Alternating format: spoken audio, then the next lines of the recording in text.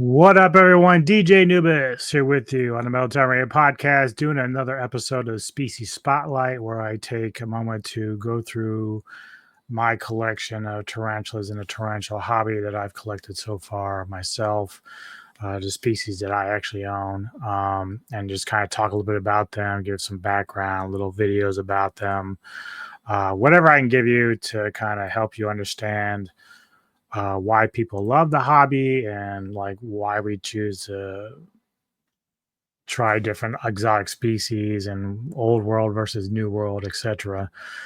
And today we're going to be talking about and I'm terrible with the scientific names, so bear with me, but it's the Phormictopus arachnid, which is the common name is the red island bird eater.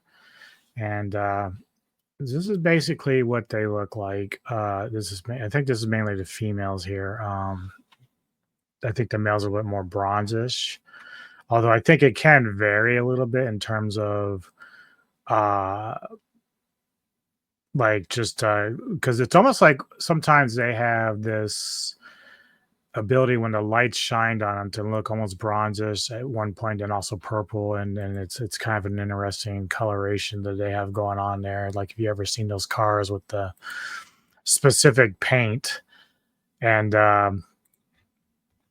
as you look at the cars that's passing by, it changes like from purple, the green, the blue, the red, or whatever, and it's the kind of paint they're using. And there's no ways this tarantula kind of like that in the light, and it even happens with some other species. So like the sun tiger is generally like a blackish orange for the females, but if you look at certain points with a flashlight or something, you underscore their pads on their feet is like a green, neon greenish, and it happens with pink toes and all of them either as well. But pretty wild. So the picture I just showed you weren't the ones that I own, but these ones here. And unfortunately, unless I bring her out to try to like bring her out and just in like out of the enclosure, the best I can do is to kind of get the picture through the glass because she's very skittish. Now she's also, and it's probably with a little bit with the bird eaters as it is with this particular species, is that they are sometimes defensive. And with the red island bird eaters, there's not a whole lot of information on them as it is, but from what little we do know, they can be a little bit defensive. Even the newest one that I've got that's part of the same genus, the Phormictopus cancerides, they're very good eaters. They're very aggressive eaters, but they are kind of defensive too. Like I've literally almost had the cancerides almost jump out of the box to get to the food. Like it's crazy how aggressive they are with food. So they're not fearful of anything. And even though the Goliath bird eater is like the largest one of the tarantulas of that particular species, these bird eaters will get a little bit larger as well. So here's some of the pictures of Takora, which is mine. And you can see her there, and you can see here she looks like almost bronzish or gold there on the carapace and everything. But then other moments there's a little bit of a purple sheen, and depending on if you're looking straight down at her. But yeah, so even though in these pictures she looks a little bit more goldish, she does actually have moments where if I just pull her out of the thing and she's sitting out, or she's just sitting there and I can see her by eye, she'll have that like purple tinge, which is really what I loved about the species when I got one. Whenever I go to Repticon or something like that, I'm kind of looking online on my phone, like, okay, so I'm looking at this species. I start figuring out like, is it old world, new world, or like what's the temperament, what do I need to do in terms of enclosures and stuff like that. So I'm always kind of researching why I'm even at Repticon, because there are so many different species of tarantula that can't always keep up.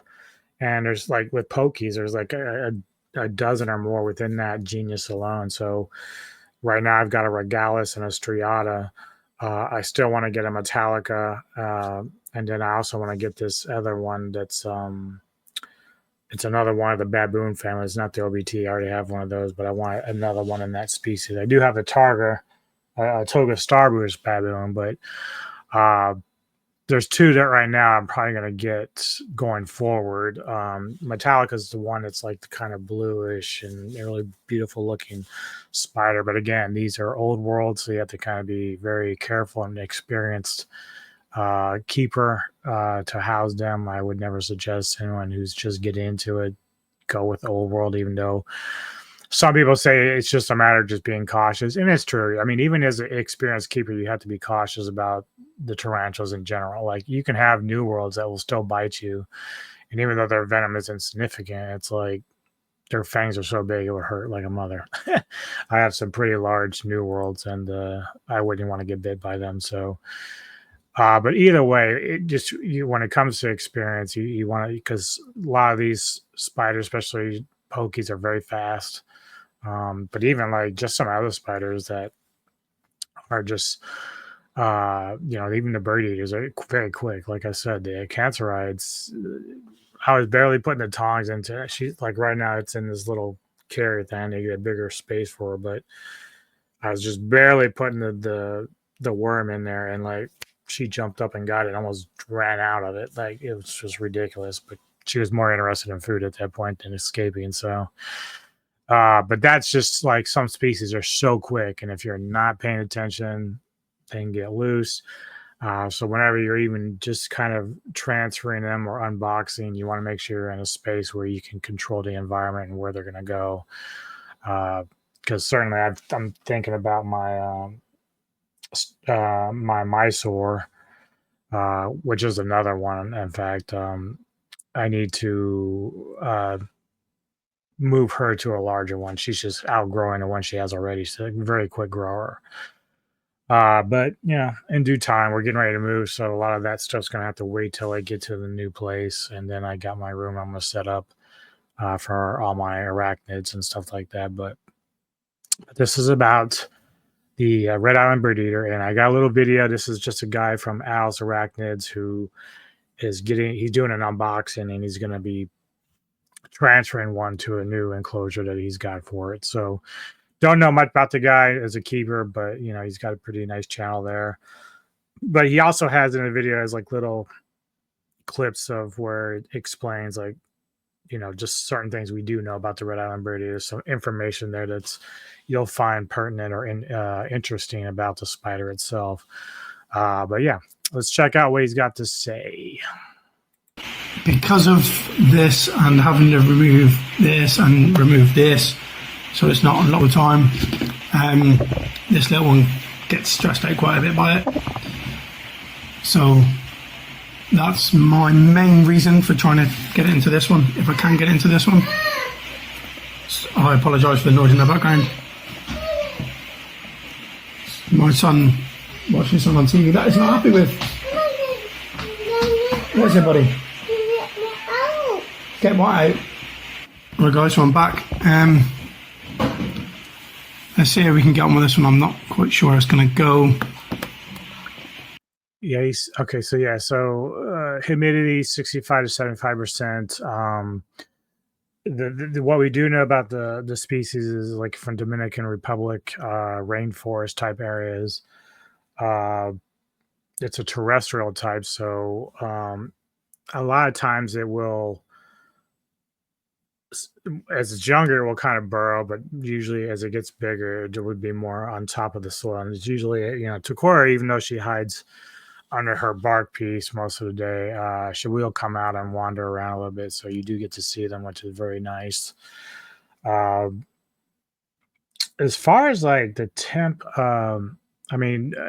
like I said, I follow Dave's Little Beasties a lot, and he's got a lot of great information about many varied species. I don't think he even has a video on this particular spider. But he's one thing he's always said: if you're pretty much safe between 70 and 85 degrees for all species, mainly. It's really just a matter about like soil levels with how damp it is or dry it is, arid, etc. Depending on the species. So that's really where you got to keep more an eye on. Humidity, 65 to 75% will work for just about any species, I think. Some might like a little bit more, but I don't think it's going to hurt it if it's, not quite. Because one thing he did say is like spending too much time worrying about numbers can fuck things up too. You don't really want to do that. And since most of these spiders I've been keeping now for about 3 or 4 years, since I got back into it, thanks to Dave's Little Beasties.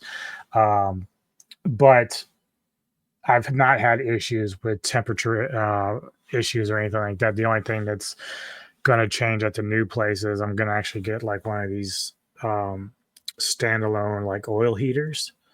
Um, just I need something that's a little bit better at maintain a certain degree. Like I have this little one over there in this room. It's done the job, but it doesn't really work quite as well as I want. It just, because I'm too busy, I'm trying to always click it either higher or lower to keep it where I want it. But hopefully this other heater I got will save me the trouble and just kind of regulate itself. And since it's going to be in like this, basically this closet space that I'm using, once I get over to the new place, I'll put some shelves up and everything. Once I get there, it should be able to keep it more regulated inside that room. And this way I don't have to have it hot inside the entire house. Depending on the season. Of course, we're getting close to winter, so this is why any kind of purchasing for teas going forward, I'm waiting until springtime, to do that. Because now I'm in Maryland and usually going to, Repticon, there's like a couple different locations I can go to, but now I'm moving like 2.5 hours away, which I won't have access to. So probably will be doing most of my stuff online at this point. But it's mostly about just saving money at this point, because usually you can get more bang for your buck going to a Repticon. I have to just see if there's any kind of other show that comes through that area where I'm at. But we'll see how it goes. I'm hoping there is one, because it is a lot better to do it that way. You get your hands on the creature and stuff like that, where you don't take the risk of something happening while it's being shipped. As you can see, very skittish, this little one. And also likes to attack things. So I think I'm going to use my tongs, just because there's more chance of it. I'm hoping this is pretty much just going to be bend that back a bit. But this is just going to be a little out and in. Now, see, what I would do is, because obviously he's got this plastic lid container here. When it comes to like trying to move them over, now obviously spiders are very unpredictable, so they can do just about anything, anywhere, and anyhow. And also, depending on the species or how defensive it is, it may come back at you because it's thinking you're trying to attack it rather than just kind of, motion it in. But if you put the plastic lid, if he kept it on top of the container, but slid it back and left a little gap, and then just kind of coax the spider in, even if it jumps in there and goes, it won't come back out because it will bump into the rest of the lid, and then you can kind of just slide the lid back in place and close it up. Or some people, again, one thing that I've been testing that I've seen online is, in this case, you can take like a Coke bottle or a plastic bottle, cut it in half, and then the cap, just drill a hole in it, and you can have like a straw or something soft that you can go in and kind of just capture it, put it inside the container there, the Coke part of it, the bottle part, and then just kind of mush it in and it will go in. So there's different ways of transferring spiders safely and easily, and you don't have to worry about them running all over the place. And sometimes I have to remember to take my own advice. Now, when I get to Shalab, my Mysore, I'm either going to need like a 2-liter bottle because he's so big now, or she is, or I'm going to have to just take a catch cup of sorts like Dave does most of the time and do it that way. But because of the species, how fast it is, I'm probably going to just save one of my 2 liters that I drink my 0 sugar Dr. Pepper out, and then just cut that in half, and then go and then try to use that to capture the spider itself, and then go from there, because it's going to be a lot safer for me to transfer a spider like that, because it is a significant venom and it's old world, and again, I've been at it for 4 years. I have 4 old worlds currently. Uh, so I'm not a master at this, but I'm very careful. Like I said, I can't stress it enough. Dave's Little Beasties channel is very good at showing you how to care for spiders safely, calmly. And calmly is a key word because like I still like people don't realize this about me is I have arachnophobia. And they're like, well, why on earth are you keeping spiders if you are scared of spiders? And I'm like, it helps me overcome it. Plus, them as creatures of the earth are very interesting. They're awesome. They're beautiful. You can say the same thing about sharks. Sharks are predators, but yet beautiful. And it's just one of those things where obviously I'm not keeping sharks, but spiders are very cool, man. Their purpose, the different species, how they look, how they act. And funny thing about, with old worlds, like despite the fact that they do possess significant venom, it's also just that a lot of times they would rather just run and run away from you rather than even my OBT. If I fuck with her long enough, she gets agitated. But when I first opened up her thing the other day to like give her a cricket, she just scurried back into her hole. Like she doesn't worry about trying to be aggressive with me unless it's necessarily has to. It's almost like a cornering a badger. If I have to go one day when I have to transfer her to a bigger container, it's going to be a thing. I'm going to have to do the cup thing because like I can't afford to run into a problem where, I'm trying to do other. I used to have a larger one that I got. Unfortunately, it died. Uh, I don't know if I was just lucky. It was a female, but she wasn't massively aggressive till after I got her in a container. Then she kind of, I guess, got territorial. But when I was transferring, she was actually kind of a breeze. I mean, it didn't go quite as well as I wanted because she actually was kind of crawling out. So I was like, fuck. But she actually just was kind of docile at that point. So once I got her back in, she was fine. But obviously after a while when I was feeding her, she rears up. She does that thing that so many OBTs does. They just tell you stay away from me. But let's get back to this guy's little critter here.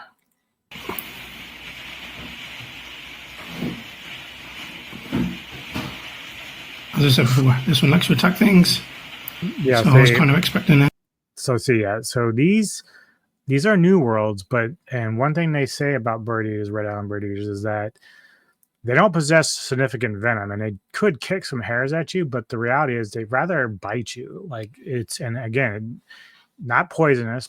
And I've stated this before that there's never been a recorded history of someone dying from a tarantula bite. But in this case, for this particular spider, it's like, if they're large enough and their fangs enough, like this, like right now, the size of that juvie would probably be like enough to be like a bee sting. Like it would hurt, No one likes getting stung by anything, rather, and includes getting bit. So the one I have is larger than that. And so just getting bit by them it's not a very fun thing. So and luckily I haven't had that experience and I don't want one, but that just shows you this little one is not afraid to defend itself. And it'd rather bite you than kick hair at you. Like that's the kind of funny thing. So it is not happy. Great posture is lovely. Alright, let's see if we can go a different way.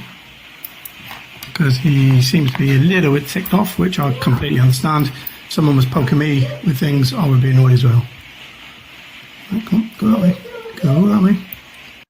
Now he is doing something pretty good here. So now the only difference is Dave always says once you put your, now he's up front, but he should be towards the back. You want to kind of coax them. So, but Dave always says to keep your brush or whatever you're using to kind of guide them out with total contact at all times. This way they're just kind of going to move.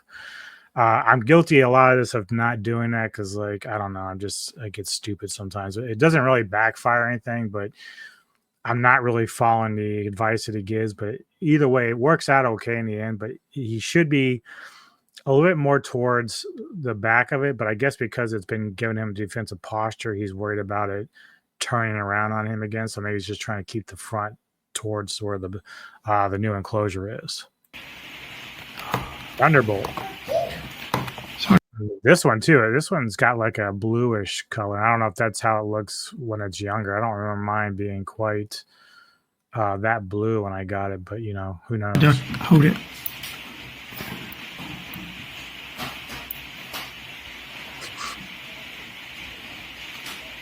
Yeah. Stop backing up. No. There you go. There you go. There you go. Yeah, it does not want. See, and my cancer rides, like that's how it behaves. Like when I go to move it to a larger container, it's gonna probably give me a lot of beef like this. But good news for me is once I get to the new place, I'm buying like an extra long poker. You know those pointers that extend for like when teachers are teaching? That's what I'm getting. Because I don't want, you know, I learned my lesson a little bit with my OBT where my tongs are probably about that long. So I go and I pick up my crickets or my worms and then I'm feeding them. When I was checking on my OBT, she literally, like, because she is defensive, she snapped at the tongs. And like, I thought for a minute she might run up them. And I was like, I would have been fucked, you know, so you don't want that. So yeah, so either you have extra long tongs or whatever, or at least when you're going to move them, you're going to want something with a little bit of length because don't want them to crawl up, because I've seen that happen. My pink toe, pink toe was one of the first tees I ever had as a beginner. It startled me because it jumped on my arm and I was like, oh shit, you know. Luckily nothing bad happened. You know, obviously they're New World and that's actually a very docile species, but they will shit on you and they will jump at you because they're just tree spiders. So they like to jump around and stuff. Jump around, jump up, and get down. I know I was dumb. Whatever. Right. There you go, buddy. Finally. Let's make sure. There it is in its new home. Just walking around.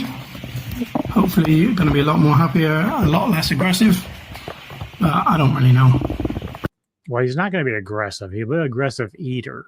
But he's only being defensive because he doesn't want to get moved from where he was to this. I don't know. I mean, I know they're releasing a Thunderbolts movie soon, which looks interesting, but hopefully Marvel doesn't fuck that up. Let's face it, this is me. I've even had my LP and my Hamori get aggressive, so I kind of expect this. As you can just see the bits of webbing now. There's a bit on the lid. Yeah, somewhere, as you can see it floating around. If I do this. But yeah, as I've said in the past, it's an absolute stunning species. Love this one. In the last video, people, I think there's some facts. So these will show up on the screen as we watch this one a little bit. It starts.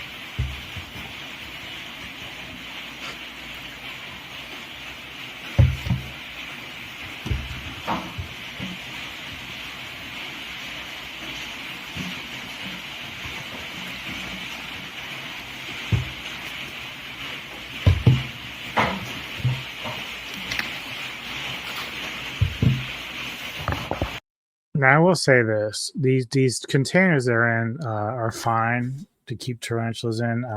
I'm not a fan of anything that I can't really see the spiders that well in. However, I know that a lot of keepers that have large quantities of like, in whether they're breeders or what or whatnot, they would have a lot of the spiders and stuff like this. I don't like it because, like I said, I like to see mine on display. I like to see them in glass enclosures. I usually use Exoterra and stuff like that, or Zillow. But currently I do have some of the more plastic ones that I haven't recently gotten replaced, and plus I have like a few males. So males, I don't mind keeping in more standard stuff, because their life expectancy isn't super long. But even if I had the money, I would get them in glass enclosures as well. But they seem to be okay with what they're in so far.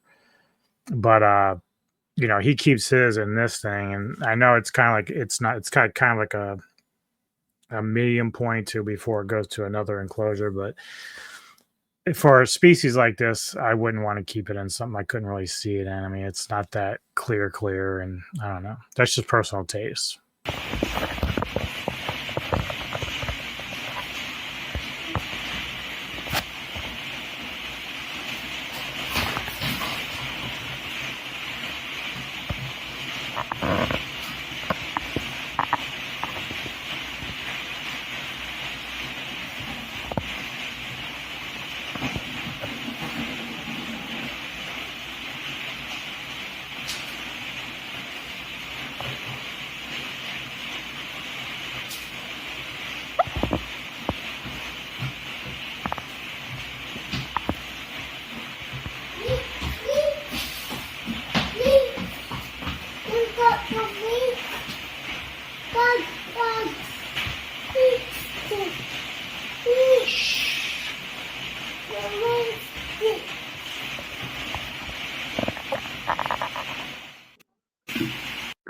Okay, so there you go. That's just a little bit about a guy that ordered one and he put it in a new home and gave you a little bit of information, but there isn't like a whole lot of information on these particular species. But everything that you have described in terms of temperament and their livability and how they get housed and rehoused, it's about accurate. So he probably could have made life a little easier doing it a different way when he transferred it. But again, everybody has what they're more comfortable with doing. But yeah, so that's it. I know this video went longer than most of the ones I have. It's because I gave some extra information about stuff I haven't really talked about in the past. But hopefully you enjoyed it. I like doing these little spotlights. I don't know what my next one will be yet, but hopefully you enjoyed it. And yeah, I'll see you next time on the Military Radio Podcast. Take it easy.